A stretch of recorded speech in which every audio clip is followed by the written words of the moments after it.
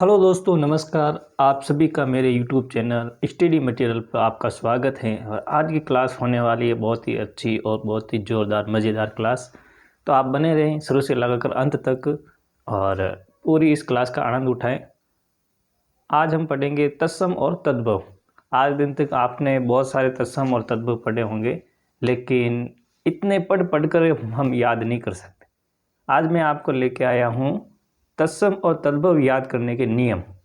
उस नियम से हम जैसे ही शब्द देखेंगे और उन शब्दों का पहचान कर लेंगे कि यह तत्सम है या तद्भव है। तो आइए हम क्लास प्रारंभ करते हैं। और आप अगर चैनल पर नए हो तो इसको सब्सक्राइब कर दें और इसे लाइक और अपने दोस्तों के साथ में ज़रूर भेजें। तो हम आगे बढ़ते हैं और क्लास का प्रारंभ करते हैं। हाँ, सभी आ जाइए, क्लास में जुड़ रहे हैं, आ जाओ, जल्दी से आ जाओ। हाँ, क्लास प्रारंभ हो चुकी हैं। हाँ, सभी का स्वागत है। Good evening. आ जाइए, सब आ जाइए। हाँ, तो हम प्रारंभ करते हैं क्लास को। तत्सम और तद्भव। तत्सम और तद्भव शब्द आज की अपनी क्लास रहने वाली है तत्सम और तद्भव वाली। तत्सम और तद्भव, तद्भव शब्द। तत्सम और तद्भव शब्द, इनको कैसे जाने, किस प्रकार से याद करें, उसके नियम आज हम पढ़ने वाले हैं। बाकी हमने अधिकतर पुस्तकों में देखा है कि तत्सम तद्भव आता है, उनको रट्टे मारते रहते हैं, लेकिन इतने हजारों सैकड़ों शब्द हैं, उनको याद करना उचित नहीं है। तो मैं नियम लेके आया हूँ। तत्सम, सबसे पहले हम देखते हैं तत्सम और तद्भव। तत्सम का अर्थ होता है, तत्सम का अर्थ होता है, इसका अर्थ होता है, इसके टुकड़े करें तो तत् प्लस सम। तत् प्लस सम, तत् प्लस सम क्या होता है? तत् प्लस सम। तत् यानी उसका, है ना? तत् यानी कि उसके, और सम का मतलब होता है सम्मान। सम का मतलब होता है सम्मान। यानी कि संस्कृत से सीधे सीधे जो हिंदी में प्रयोग होते हैं शब्द, उन्हें हम तत्सम शब्द कहते हैं। कौन से शब्द कहते हैं? तत्सम शब्द कहते हैं। तद्भव शब्द, तद्भव, तद्भव का हम टुकड़े करें तो तद प्लस भव, तद प्लस भव, ये होगा ना, तद्भव, तद प्लस भव। तद तो होता है नहीं उससे, और भव होता है पैदा होना, पैदा होना, पैदा होना। यानी कि संस्कृत के जो शब्द हिंदी में हूबहू प्रयोग न होकर उनका रूप परिवर्तित होकर प्रयोग होते हैं, उन्हें हम तद्भव शब्द कहते हैं। यानी कि हिंदी के तद यानी उससे, यानी संस्कृत से, भव यानी पैदा होना, यानी संस्कृत से पैदा होना और हिंदी में आकर परिवर्तित हो जाना, उन्हें हम क्या कहते हैं? तद्भव शब्द कहते हैं। ये बातें तो आपने सुनी होगी और कई जगह पढ़ी होगी। अब हम मेन चीज़ जो है उसके ऊपर आते हैं। मैं आपके कमेंट देख रहा हूँ, ठीक है?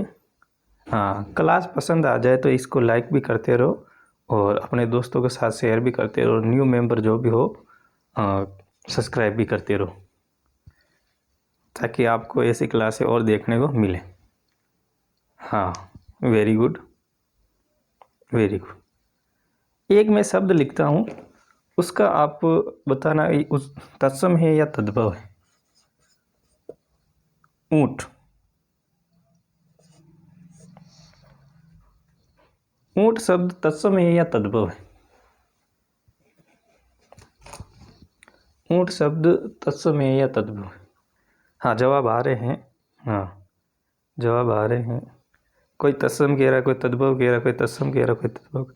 ये एक तद्भव शब्द है। कैसा शब्द है ये? तद्भव शब्द है ना, तद्भव शब्द है। भाई इसको कैसे पहचाने? तो इसके नियम हम अब पढ़ेंगे। तो आ जाइए, क्लास में बने रहिए। और अब हम नियमों की ओर बढ़ते हैं। ये तो मैंने थोड़ी सी जानकारी ली, तत्सम क्या है, तद्भव क्या है।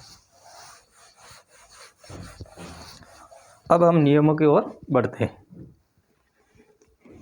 पहला नियम, नियम संख्या 1।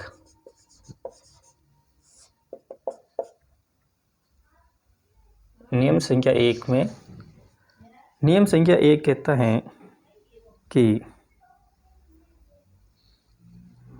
जो संयुक्त शब्द जो हैं, संयुक्त वर्ण जो हैं, संयुक्त वर्ण कौन कौन से?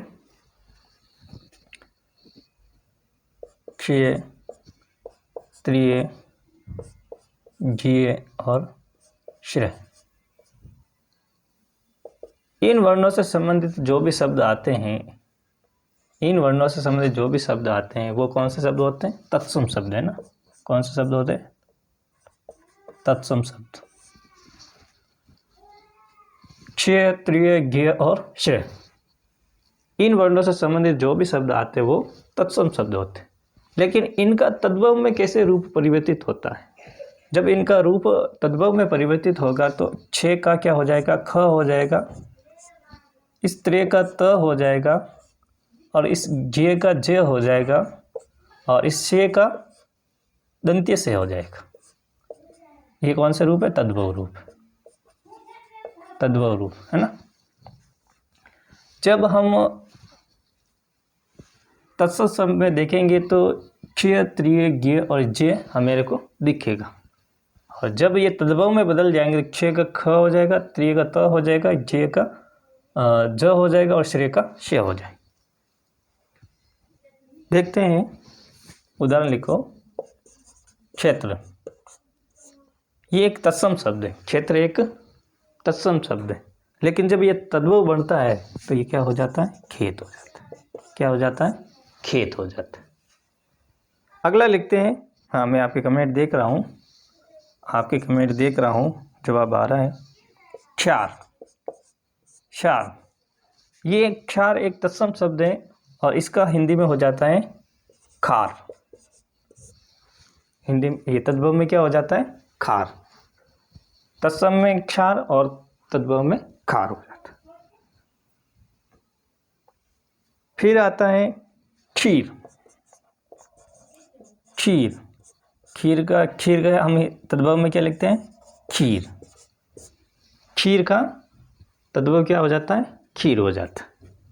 हाँ, बहुत ही बढ़िया, बहुत ही बढ़िया। आपका साथ इसी प्रकार चाहिए। हाँ, क्लास अच्छी लग रही है तो इसको लाइक करो, शेयर करो। हाँ, वेरी गुड, वेरी गुड। हाँ, आपका ऐसे ही प्रेम बना रहे, आपका प्रेम ऐसे ही बना रहे।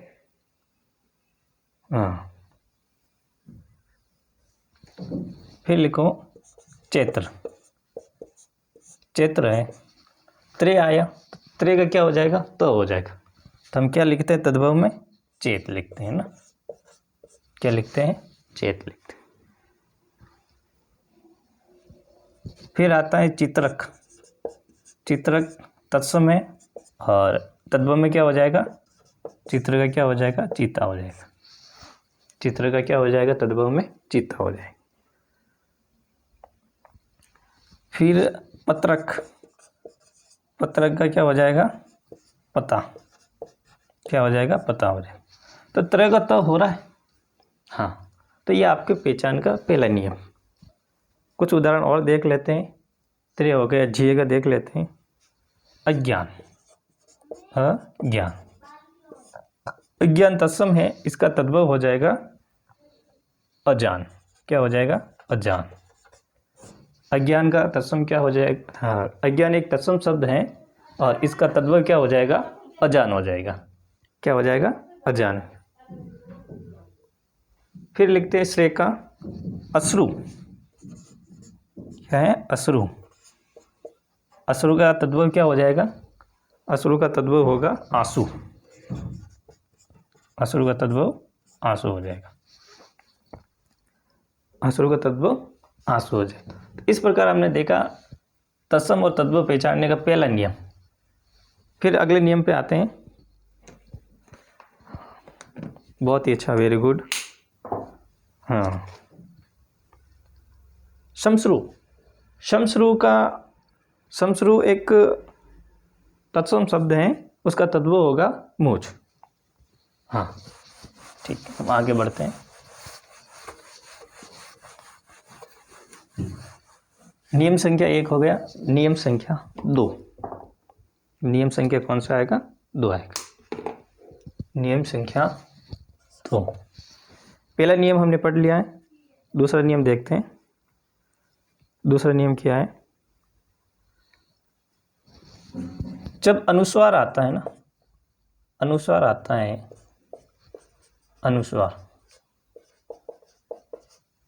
अनुस्वार आता है, अनुस्वार वाला जो शब्द होते हैं वो होते हैं तत्सम। कौन सा शब्द है? तत्सम। और जो चंद्र बिंदु वाले जो शब्द होते हैं, चंद्र बिंदु वाले शब्द, वो होते हैं तद्भव। तद्भव। दूसरा नियम ये है, जहाँ अनुस्वार होगा वहाँ पे तत्सम शब्द होता है, और जहाँ चंद्र बिंदु होगा वहाँ तद्भव शब्द होगा। इसके उदाहरण देख लेते हैं। चंद्र क्या है? चंद्र। चंद्र ऐसे लिखते हैं या फिर ऐसे लिखते हैं ना, चंद्र। ये क्या? तत्सम शब्द है। अभी इसका तद्भव होगा तो तद्भव चांद लिखेंगे। कैसे लिखेंगे? चांद लिखेंगे। ऐसे ही लिखते हैं ना, ठीक। आगे बढ़ते हैं। अंक, अंक ऐसे लिखते हैं, अंक। ये तत्सम है और इसका हो जाएगा तद्भव आँख। तद्भव क्या हो जाएगा? आँख हो जाएगा। बहुत ही अच्छा, आपका प्रेम ऐसे ही बना रहे। हाँ, ऐसे ही आपका प्रेम बना रहे। और क्लास पसंद आ रही हो तो अपने दोस्तों को शेयर करते रहो। फिर आता है कंटक। कंटक, कंटक का हो जाता है कांटा। कंटक का होता है कांटा। कंटक का क्या होता है? कांटा। क्या लिखते हैं? जंगा। जंगा, जंगा का हो जाएगा जान। जंगा का क्या हो जाएगा? जान। दूसरा नियम हमने देखा कि जहाँ पर अनुस्वार आ रहा है वहाँ पर तत्सम शब्द है, और जब वो तद्भव में बदलेगा तो चंद्र बिंदु आ जाएगा। हमने 2 नियम पढ़ लिए। फिर आता है तीसरा नियम। तीसरे नियम की ओर बढ़ते हैं हम।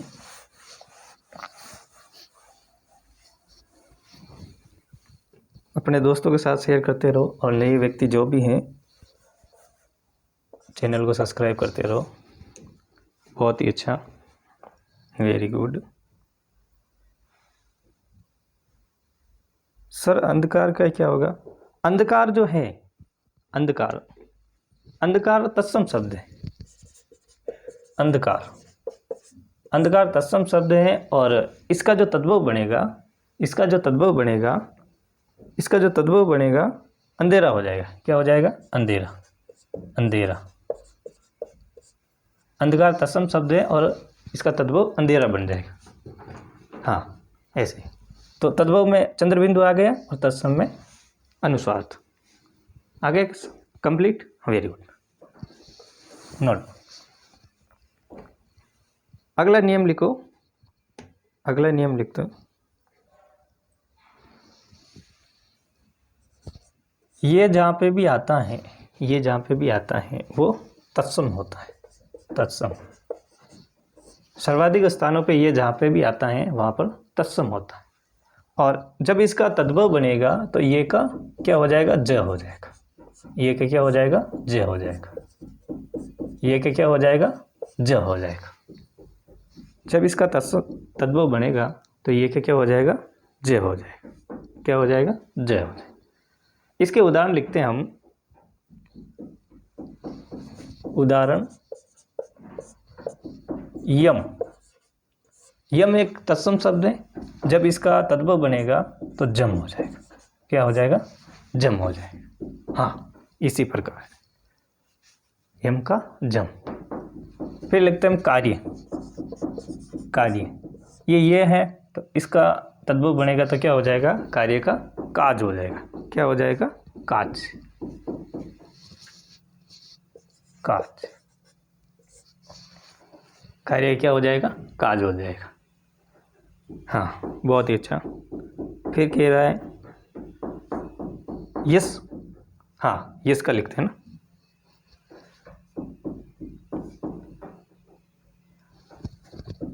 एक विद्यार्थी ने बताया यस। यस का हो जाएगा जस हो जाएगा ना, जस। यस का क्या हो जाएगा? जस। तत्सम में ये का प्रयोग है, जब ये तद्भव में जाएगा तो ज हो जाएगा। क्या हो जाएगा? ज हो जाएगा। योगी, योगी, योगी तत्सम शब्द है और इसका जब तद्भव होगा तो जोगी हो जाएगा। क्या हो जाएगा? जोगी। क्या हो जाएगा? जोगी हो जाएगा। इस प्रकार हमने तीसरा नियम देखा। तीसरा नियम हमने देखा। मैं आपके कमेंट देख रहा हूँ साथ में, ठीक है, मैं कमेंट देख रहा हूँ आपके। हाँ, एक शब्द और पूछा है भाई ने, सूरज। देखो, सूर्य तो तत्सम शब्द है और इसका तद्भव हो जाएगा सूरज। क्या हो जाएगा? सूरज हो जाएगा। हमने 3 नियम पढ़ लिए, चौथे नियम पे बढ़ते हैं। हम। चौथा नियम यह है कि जिस शब्द में अण्य वर्ण आता है वो तत्सम शब्द है। कौन सा शब्द है? तत्सम शब्द है। और इस अण्य का तद्भव में क्या हो जाता? न हो जाता। इस अण्य का तद्भव में क्या हो जाता? न हो जाता। तद्भव में इसका न हो जाता। अण्य का तद्भव में न हो जाता है। इसके उदाहरण देख लेते हैं हम। कर्ण। क्या है? कर्ण। इसका उदाहरण, कर्ण के क्या हो जाएगा? ये अण्य है तो अण्य का क्या हो जाएगा? न हो जाएगा। तो कर्ण क्या लिखेंगे? कान। क्या लिखेंगे? कान। कर्ण एक तत्सम है और कान तद्भव है। दूसरा शब्द लिखो, श्रावण। श्रावण क्या हो जाएगा? सावन। क्या हो जाएगा? सावन। यहाँ अण्य था, अण्य का न हो गया। यहाँ अण्य था, यह अण्य का न हो गया। नियम याद है ना? हाँ, याद रख लेना। फिर अगला शब्द लिखते हैं चूरण। क्या लिखते हैं? चूरण। चूरण का हो जाएगा चूरण। चूरण का हो जाएगा चूरन। चूरण का क्या हो जाएगा? चूरन। चूरण का क्या हो जाएगा? चूरन। यहाँ ने था, यहाँ ने हो गया। फिर हम अगला नियम लिखते हैं। हमने 4 नियम पढ़ लिए ना? हाँ, ये चौथा नियम था। ये कौन सा नियम था? चौथा नियम था। अब हम अगला नियम पढ़ेंगे, नियम संख्या 5। नियम संख्या 5 पढ़ेंगे।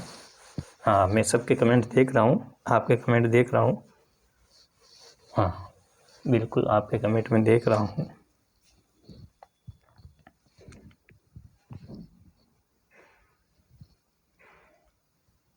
हाँ, एक भाई का कमेंट है, वो कह रहा है कि सर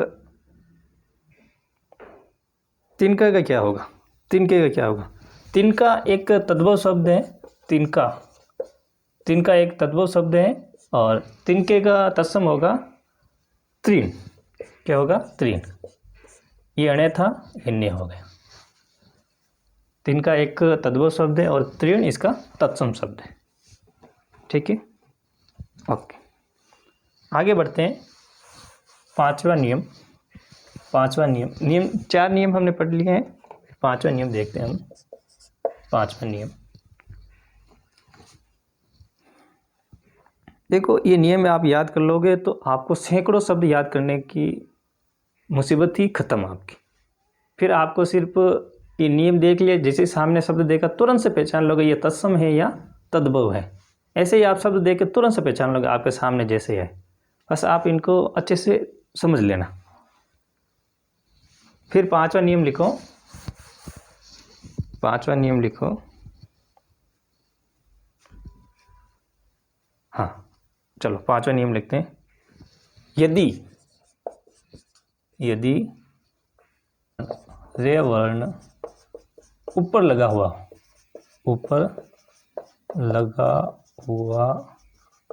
हो, यदि रे वर्ण जो है ऊपर लगा हुआ हो, ऊपर का जहाँ शब्द लिखा होता है उसके ऊपर आधा जो र लिखते हैं ना, वहाँ लिखा हुआ हो, तो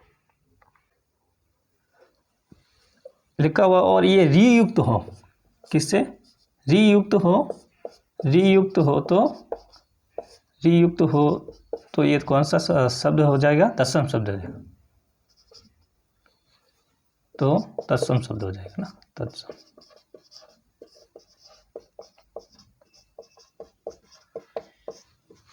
यदि रे आधा वर्ण ऊपर लगा हुआ हो और री से युक्त हो, यानी री की मात्रा संबंधित हो, तो ये तत्सम शब्द हो जाएगा।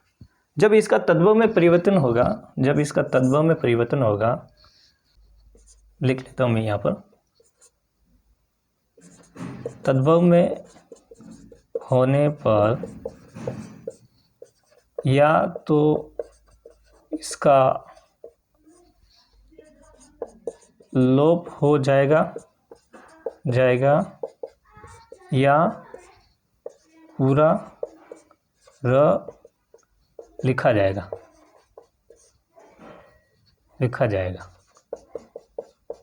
हाँ, यदि शब्द के अंदर रे वर्ण हो, आधा र, पूरा नहीं, आधा र ऊपर लिखा हुआ हो और री से युक्त हो, तो वो तत्सम शब्द है। और जब उसका तद्भव में परिवर्तन होता है तो या तो उसका रे का लोप हो जाएगा या फिर रे व पूरा लिखा जाएगा। इसके उदाहरण लिखते हैं कर्पूर। कर्पूर लिखते हैं, इसमें अब आधा रे लिखा हुआ ना, जब ये तद्भव बनेगा, तद्भव बनने पर रे का लोप हो जाएगा, कपूर। तद्भव में क्या बन गया, कर्पूर का कपूर हो जाएगा। फिर अगला शब्द लिखते हैं कर्म। कर्म है, रे आधा है ऊपर, रे आधा है, तो इसका क्या हो जाएगा, रे का लोप होगा। कर्म का क्या हो गया, काम हो गया। कर्म का क्या हो गया, काम हो गया। वो कहते ना, करत करत अभ्यास जड़ मत होई सुजान। तो कर्म करते रहो, फल की इच्छा मत करो। फिर अगला शब्द लिखते हैं तीर्थ। इस तीर्थ का क्या हो जाएगा, ये जो तत्सम है, इस तीर्थ का हो जाएगा तीर्थ। रे पूरा आ गया ना, तीर्थ, रे पूरा आ गया। तीर्थ तत्सम शब्द और तीर्थ तद्भव शब्द। हाँ, तो ये जो अपना नियम था, 5वां नियम था। एक और शब्द लिखते हैं हम, अकार्य।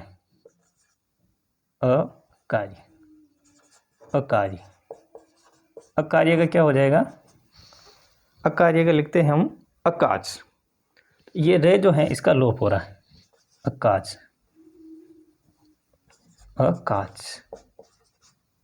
अकार्य का अकाज, रे का लोप हो गया। जहाँ आधा रे आए वहाँ तत्सम होता है, और जब वो तद्भव में परिवर्तित होगा तो र का या तो लोप हो जाएगा या रे पूरा आएगा।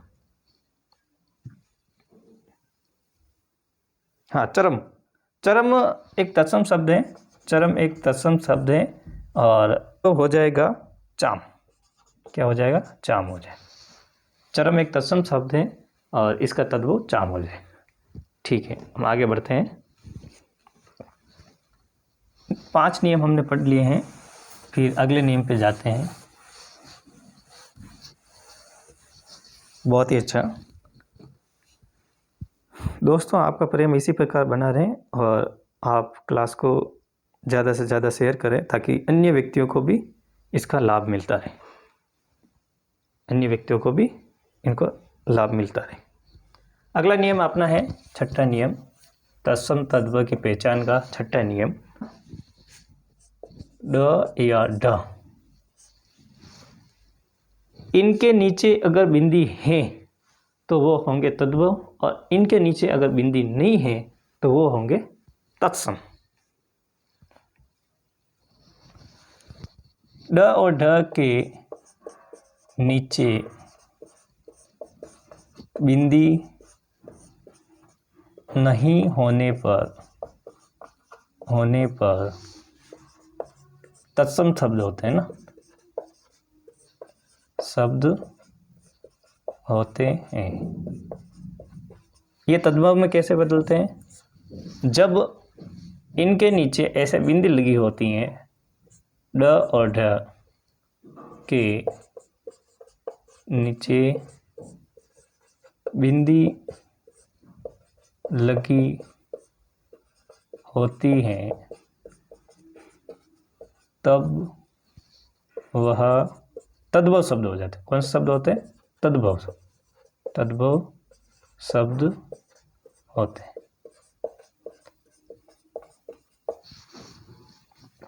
जब ड और ढ के नीचे अगर बिंदी नहीं लगी हुई है तो वह तत्सम शब्द है, और ड और ढ के नीचे बिंदी लगी हुई है इसका मतलब वह तद्भव शब्द है। तत्सम में क्या होता है? तत्सम में ट का ड हो जाता है। क्या हो जाता है? ड हो जाता है। ड हो जाता है। ट का ड तद्भव में हो जाता है ना, तद्भव शब्द। ड या ढ के नीचे बिंदी नहीं लगी है तो वो तत्सम शब्द है, और ड या ढ के नीचे बिंदी लगी हुई है तो वो तद्भव शब्द है, और तत्सम शब्द का ट का ड तद्भव में हो जाता है। इनको उदाहरण देखते हैं। जैसा उदाहरण किवाड़। क्या है? किवाड़। किवाड़ के नीचे बिंदी लगी हुई है, इसका मतलब ये तत्सम शब्द है, और इसका हिंदी में क्या हो जाएगा? कपाट। क्या हो जाएगा? कपाट। हिंदी में क्या हो जाएगा? कपाट हो जाएगा। करपट। करपट है तो इस ट का क्या हो जाएगा? ड हो जाएगा। ट का क्या हो जाएगा? ड हो जाएगा। करपट का क्या हो जाएगा? कपड़ा। क्या हो जाएगा? कपड़ा। एक उदाहरण और देख लेते हैं। कटु। क्या है? कटु। कटु का जब तद्भव होगा तो क्या होगा? कड़वा। कटु का तद्भव क्या होगा? कड़वा होगा। फिर अपना अगला नियम और अंतिम नियम। 6 नियम हमने पढ़ लिए हैं। अपना जो अंतिम नियम है, 7वां नियम, उसको देखते हैं। 7वें नियम को देखते हैं। नियम संख्या 7। अधूरा से है ना, अधूरा स तालव्य से और मूर्धन्य से, तालव्य से और मूर्धन्य से। शब्द के प्रारंभ में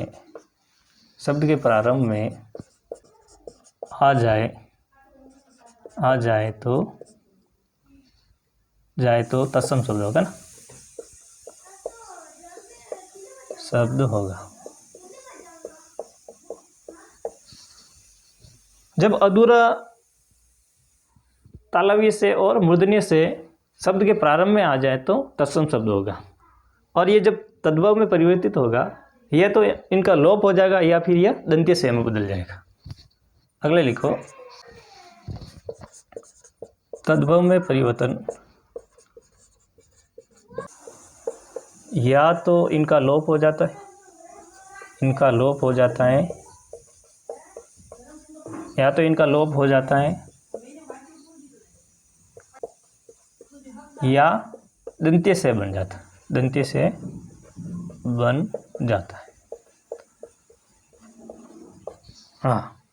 हाँ बिल्कुल सही। इस मित्र ने एक उदाहरण भेजा है। हाँ बिल्कुल लिखते हैं। शमशान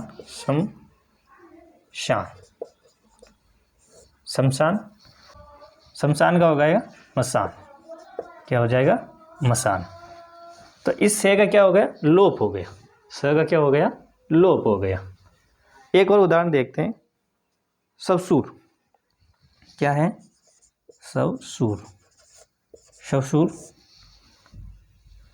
सवसूर का जब तद्भव होगा या तो इस स का लोप हो जाएगा या फिर यह दंत्य से में बदल जाएगा। किस में बदल जाएगा?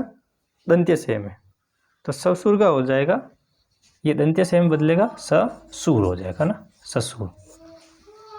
ये तालव्य से जो था वो दंत्य से में बदल गया, और सवसूर का क्या हो गया?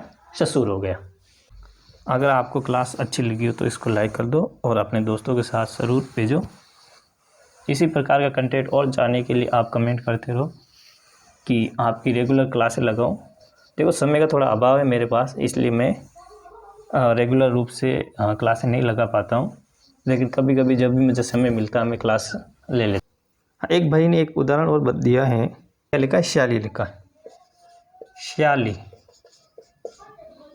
स्याली एक तत्सम शब्द है। जब इसका तद्भव होगा तो इसका तद्भव हो जाएगा साली। क्या हो जाएगा? साली।